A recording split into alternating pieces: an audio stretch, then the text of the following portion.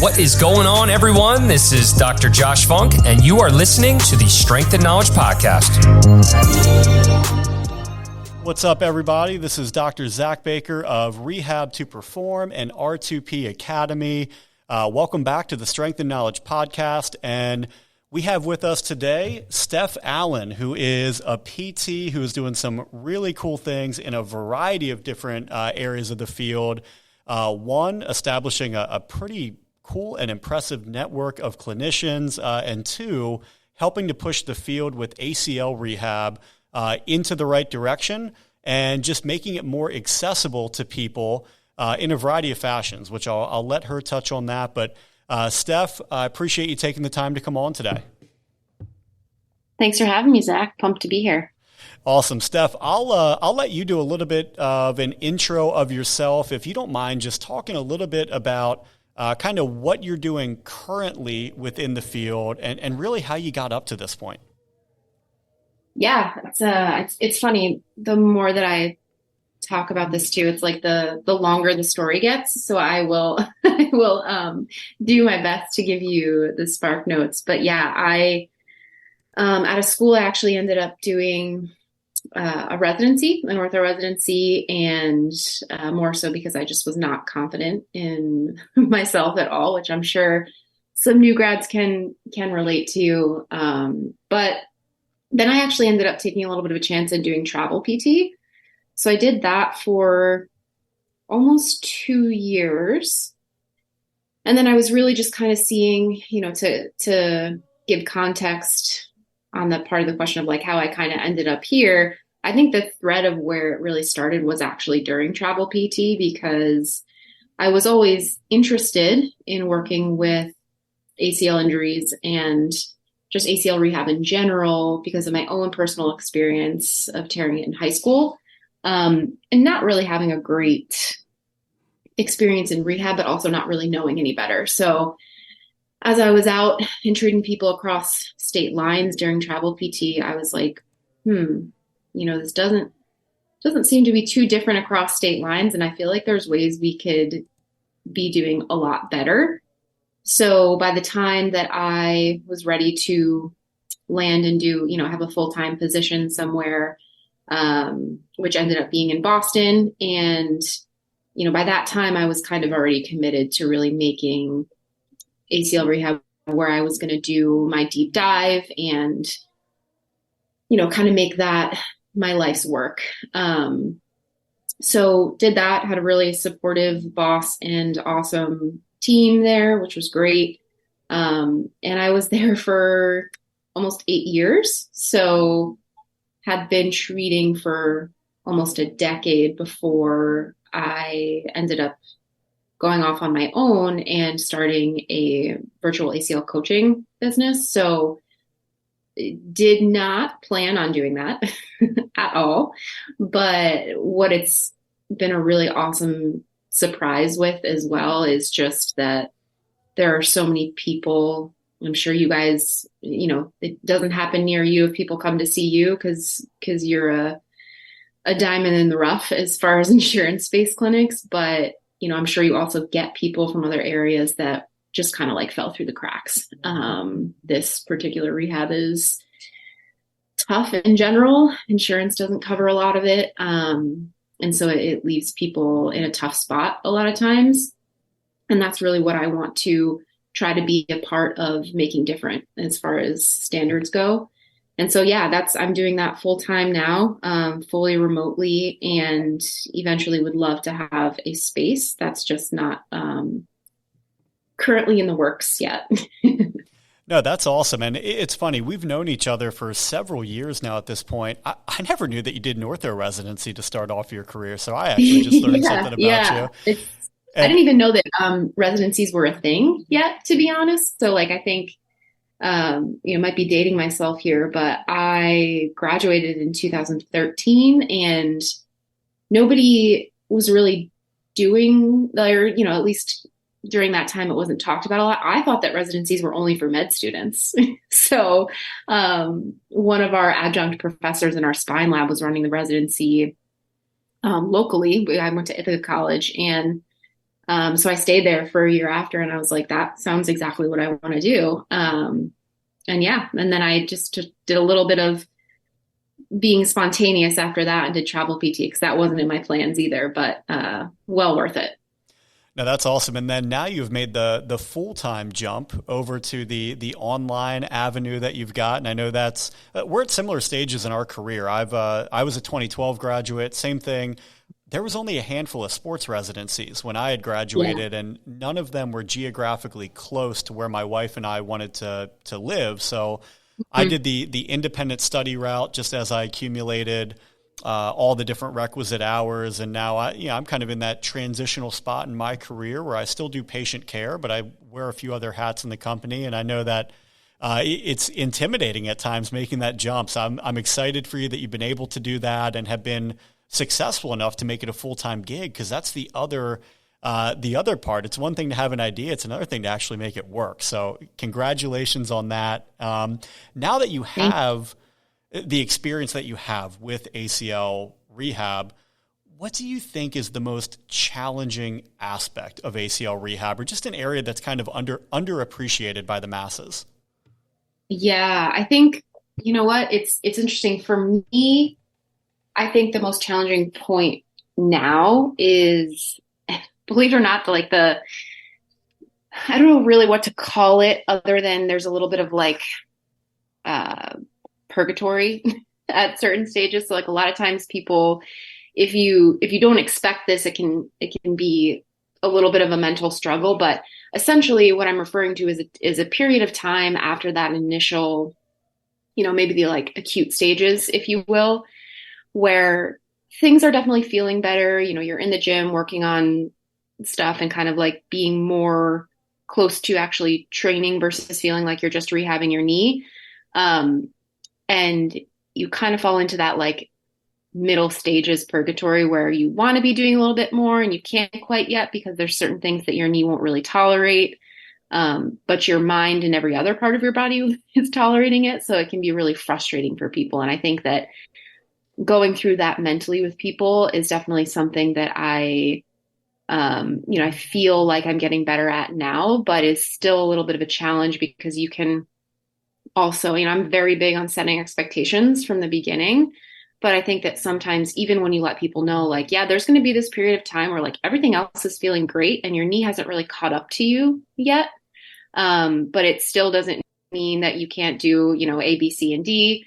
But the reality is, even if you know that going in, and I even felt this, I had a arthroscopic surgery about a year ago, and I even had mismatched expectations. So I think that really solidified for me, you can have all of the right expectations, but there's likely going to be a point or more than one point where you are still progressing as you should be or as you want to be, but maybe your mind and what you want to be doing and what the knee is currently tolerating don't fully match up. And it can just be really frustrating for people.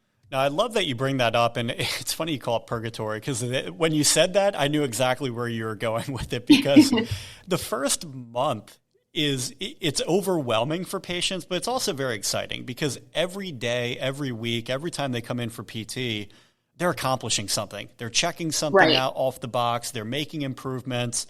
And then you get all of these quick, accelerated victories, and then there's not many more victories for a little bit, and you're progressing towards them, but you don't have just kind of that instant gratification in those next several months. And it's tough. I love how you said setting expectations and also just anticipating that time frame. And I think if you can get ahead of the game and be proactive and kind of prep the individual for that, it one, prevents them from doing stupid stuff, hopefully, during that time frame.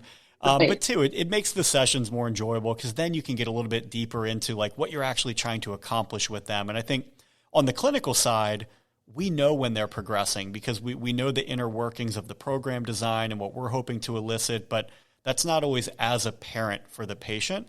And being able to kind of paint that picture for them is great. And it kind of brings me into the next question I had for you is, there's a lot of great improvements that we've made in ACL rehab over the last several years, over the last several decades, but there's still a lot of areas for opportunity. And, just with the types of patients you've seen and the volume of ACLs that you've seen, and your experience with them, what do you feel is kind of the lowest hanging fruit in ACL rehab that the majority of our profession is just simply missing out on? And if we just did these one or two things, we'd be in a much better spot as a profession with regards to setting our patients up with ideal outcomes.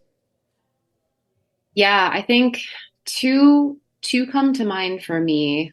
One, and I kind of hate that this is still a thing, but it's easy to see how sometimes in maybe a busy clinic setting that this could still happen. But I talk to way too many people who are 3, 4, 5, 6+ months out, and they don't still have full extension, or they're still, when I say, hey, how's your range of motion? Do you have full extension? They're like, yeah, it's pretty good. And then I dig a little bit deeper and realize that they don't have full flexion and extension. And that honestly, especially for people who are going to be playing either a high level field or court sport or high level skiing or anything like that, that should be literally priority before you move on to anything else. Again, it doesn't mean that there can't be overlap in some of those phases as far as okay, obviously we want to start strengthening maybe before somebody has full TK, things where they bleed into each other a little bit. It's not like someone's only doing range of motion exercises for the whole first 8 weeks, but it's just still astounding to me that that's not the priority. And then I think the other piece of that, to touch back on the expectations piece, is that they also clearly have not been told how important that is, because they don't, you don't know what you don't know, right? So if you're not a clinician going through this rehab, and sometimes even then it's still an issue, but you don't know to push it or prioritize it. And so I think that there's kind of twofold pieces there within that range of motion low hanging fruit. And one is that the clinicians themselves are kind of moving past that maybe a little too early before it's fully achieved. And then therefore that makes it harder down the road. And then also not necessarily setting up the right expectations for this is where you want to be by ideally somewhere around, 6 to 8 weeks or 4 weeks or whatever it ends up being for that person. So that's one thing that's still a little bit frustrating, I think. And also, if we were to put things in the bucket of if we all just did this one thing, I think the other one would still be strength testing, aside from manual muscle testing or a handheld dynamometer, unless the handheld dynamometer is set up in that kind of inline way, which again, some people, if you don't fully know what that is, I know that you guys have resources for that. I have some stuff on my Instagram page that explain it, but it's just, I feel like we're at a point now where if you are not doing even the base level of quad and hamstring strength testing amongst other things, then we're doing a disservice to people with this injury. It's refreshing to hear that even at high levels of ACL rehab, the basics still matter. And it's kind of funny. It's what are 100%. two things that we could do better as a profession? The thing we've been trying to do for the last 50 or 60 years, get the knee straight, get the knee stronger. So it reminds me, I actually just had this conversation earlier with one of our newer hires when we were going through post-op, and it wasn't an ACL, it was another knee. But I highlighted to them, there's a lot of fun things that we can do early on. We can implement BFR. We can work adjacent areas of the body. We can do, total body reconditioning. The orthopedic doesn't really care about all that stuff if they come back for their 2-week appointment and their 6-week appointment with a knee that's still not all the way straight. So you got to make sure that we're getting a little bit of tunnel vision when we need to have tunnel vision, and addressing the stuff that's just smacking you right in the face before we start getting cute with some of the other activities. And I'm glad that you touched on strength testing as well, because it's one thing to assume somebody's doing well. It's another thing to know somebody is doing well. And you never want to get in a situation where somebody has an adverse event and whether it's in the clinic, whether it's after their discharge, whether it's outside of the clinic, and they were in a situation where they just did not know they weren't supposed to be in it because they never had any data or any objective testing to go off of. And like you had mentioned, there's numerous things out there that are pretty easy setup, pretty low cost, that regardless of what type of clinic you're in, you can probably find something that works for you. And if it's not perfect, that's fine. It's better than doing nothing. And you're going to realize, how can we make this imperfect process a little bit more ideal as you get more reps with it? With this, we talked about just hammering home the basics with ACL rehab. ACL rehab has evolved. And in the 10 or 11 years that I've been out of school, there's been some things that maybe was not available or was not thought of to be as important at the time that we're now learning a little bit more about.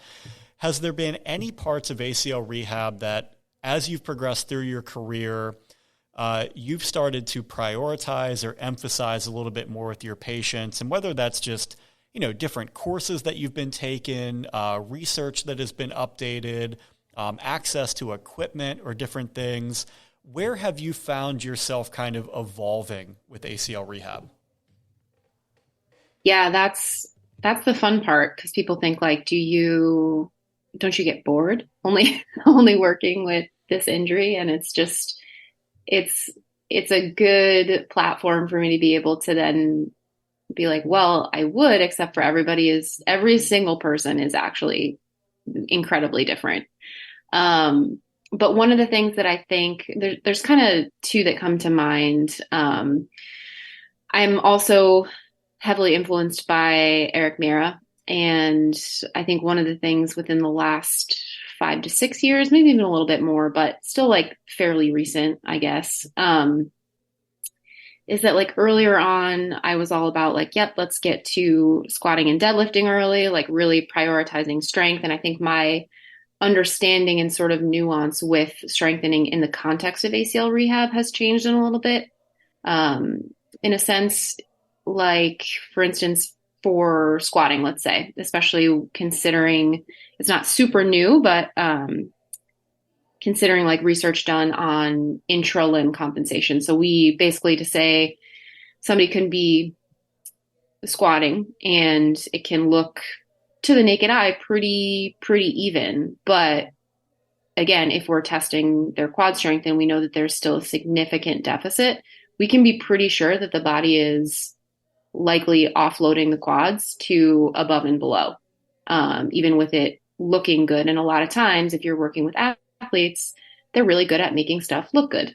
So that has been in the back of my mind a lot more than earlier on in my career. So I will oftentimes hold a little longer on doing some, not necessarily posterior chain, but a little bit more on the knee dominant and or squatting end of the spectrum. I may hold a little bit longer doing those double leg compound lifts and really do more isolative things like the knee extensions, like a constrained heel tap or partial range, even lunge or things like that. But I really, to be honest, prioritize more knee extensions and then get early numbers and kind of see where we're at so that I can try to be a little bit more, I guess, objective with knowing that, again, there's probably still, the body is super smart after this injury and it's going to do whatever it can to not use your quads. So I have that in mind a lot more than I did earlier on. And then I think the other piece, because I was lucky enough to have access to both Tindeck and the actual dynamometer, like for strength testing in clinic the last few years. But what we did not have access to were force plates. And so it's been a huge learning curve for me because I still don't have access personally, but have been doing a lot of reading, research, and talking with mentors and colleagues who do have access to it, and like really getting down to the nitty gritty of which of those metrics that force plates will spit out at you, because they will spit out so many. It's very noisy. Which ones actually kind of matter. Some that may matter a little bit more for a certain sport. that kind of thing. So I think that is where I am able to have some of my remote clients get force plate testing. I've been diving in pretty deep to like, okay, what do these numbers mean? What are we looking for? And how does this impact my further programming and kind of like physical prep for this person? Because it can be very easy to get lost in the sauce there. And it's definitely, I would say I'm still in the beginning of really learning how that information can really help in addition to just strength, because peak force is great. But again, for some of those higher level athletes that are doing really fast, reactive, quick changes of direction, sometimes just their peak isn't quite enough for us to understand how ready they might be. No, that's great. It's nice to understand strength from a variety of different meanings, and you can really quantify strength in a variety of different ways, and peak force is one of them. But how quickly can we accomplish peak force and that rate of force development, whether it's concentrically, eccentrically, within that amortization phase as we transition? Those are meaningful metrics that can take a good strength and conditioning program to a great strength conditioning program, and understanding what is that rate limiting factor. Is it overall force production? And we truly do just need to hypertrophy this muscle and work on overall strength qualities. Or do we have adequate strength? We just can't access it very quickly, and we can't access it as readily. I loved what you had mentioned earlier about playing around with tempo during strength training. And I think it is very easy to get locked into the mindset of, all right, we need to make something harder, so we need to add more weight or do more reps. And that can be a very appropriate strategy, but it's not always accessible to everybody. And especially in your world, you're doing online programming. Not everybody has a variety of things in their home gym to work with. And you may need to get creative with, how can we modify tempo? How can we modify stance or placement or location of weight? Is this a symmetrical or asymmetrically loaded lift? Is it positioned anteriorly or posteriorly? And those are, I would encourage anybody listening to really get comfortable with all of the different ways that you can make something more challenging beyond just adding additional resistance to it. And I think if you have that in your toolbox, you can be a very, very effective physical therapist or performance specialist. Steph, with ACL rehab, there is a lot that we know. There is just as much that we don't know. This is why I love having people like you on here, because it's an easy way for me to kind of check my knowledge base and realize, oh shoot, that's an area that I need to dive a little bit deeper in, or I like what she's doing over there. I got to incorporate that. What are some areas that you feel we could grow as a profession, or you're just hoping that we learn more about in the field?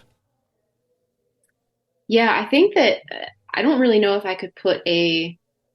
could name this piece, but I think that this also feeds into why I am kind of so fascinated with this injury, even a decade plus into my career, is like, this is clearly there's also an injury in the nervous system. Like there's certain things we can't explain when it comes to like why there is atrophy so quick and why it takes so long and why it takes people so long to like really, like you just mentioned, get that rate of force development back even after they restore their peak force abilities, like how hard they can actually generate the force. It's like there's still some things that I feel like are gray areas or that don't kind of add up as far as why the body responds the way it does. And even in particular, like Matt Jordan has a bunch of work on this too, but like like how people move differently, like their strategies change and they don't necessarily actually fully restore back or to like how the other leg does. So there's an X factor in there that I think, again, I'm saying nervous system or like, because the brain has been shown to be involved, but that area of research is also really hard to develop correlations because especially when you're talking about like brain mapping and things like that, it's a pretty big leap when you're making correlations there. So I don't know what the advancements would be as far as maybe shedding some more light on that. But I do feel like I have a lot of conversations with people, especially towards their later stages of like, you know, technically their rehab has gone really, really well, but like things don't fully feel exactly the same. And like it still makes them a little wary and maybe messes them up a little bit from a psychological aspect. And there are some things that, like, again, on paper, they're ready to go essentially based on all of the things that we've tested and all of the time that they've put in. But I don't fully have an answer for them when it comes to like, why does my leg want to do this, or why does it feel differently, or like, why does it take so much more for that side quad to get fatigued? It eventually does, but it just takes forever or whatever. Like these are things that I hear. So I feel like it would be, part of that is selfish because I want to be able to give people an explanation and, make them feel good from yep, this is why this is happening sort of thing. But it also, I recognize that that's a really hard thing to look into. And like I said, I don't know how I would name that. But I think maybe that aspect of the injury itself, aside from just the physical ligament being torn and the decreased proprioception and all that kind of thing, like I know that we have that as an understanding, but I think how that translates to people's new movement strategies, their difficulty restoring said movement strategies, as well as things like rate of force development. I would love if there would be a way for us to like really take a slightly different look at that. I'm glad you went that route because you just articulated everything I was thinking in my head that I don't think I would have been able to say that coherently. So, I'm glad that was coherent. I thought I was stream of consciousness. No, I like it. It's funny. When I was in undergrad, I did an exercise science major, and I remember during one of the strength training classes, Matt Nine was the professor there. He's the strength conditioning director for all of their sports down there. And he would refer to things as, is this a hardware or a software issue?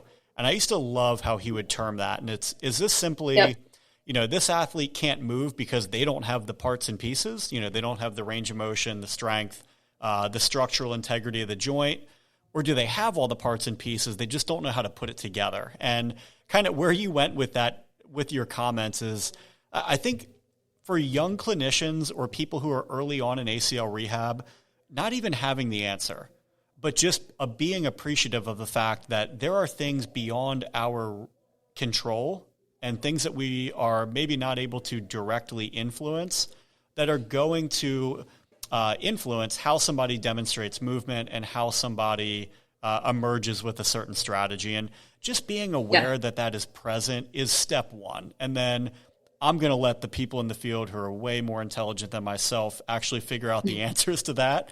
And I'll wait for them to publish the research for me to start implementing. But I do think, kind of being aware of, is this a hardware or software issue is a very good starting point. Steph, I appreciate you taking the time. I know you are extremely busy on your end, so anytime I can steal you for a little bit of time is always a plus for me and for everybody listening. Before we close out today, I would encourage anybody interested in ACL rehab or just kind of picking your brain on what your career path has looked like. What is the best way for people to reach out to you or just kind of follow along with what you're doing professionally within your career? Yeah, so mostly working actually on a website for early mid next year. But most of the time I'm on Instagram. It's stephallen.dpt.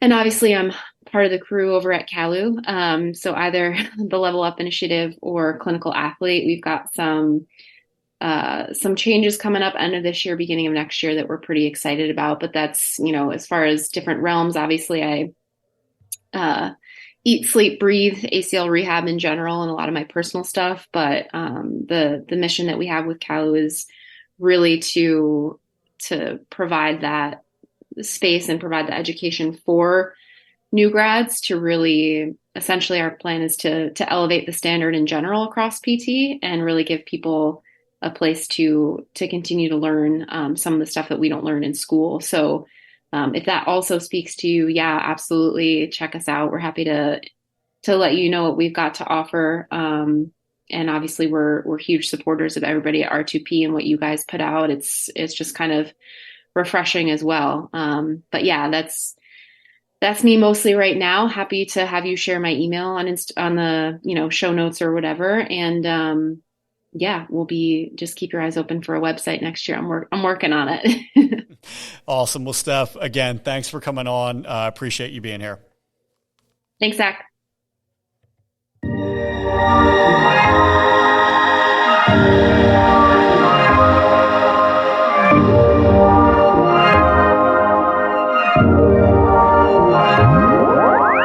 Thank you for listening to the Strength and Knowledge Podcast. If you enjoyed this episode or have been tuned in for multiple episodes, we would love for you to subscribe, rate, and give us a review on Apple Podcast or Spotify. Until next time, thanks for listening.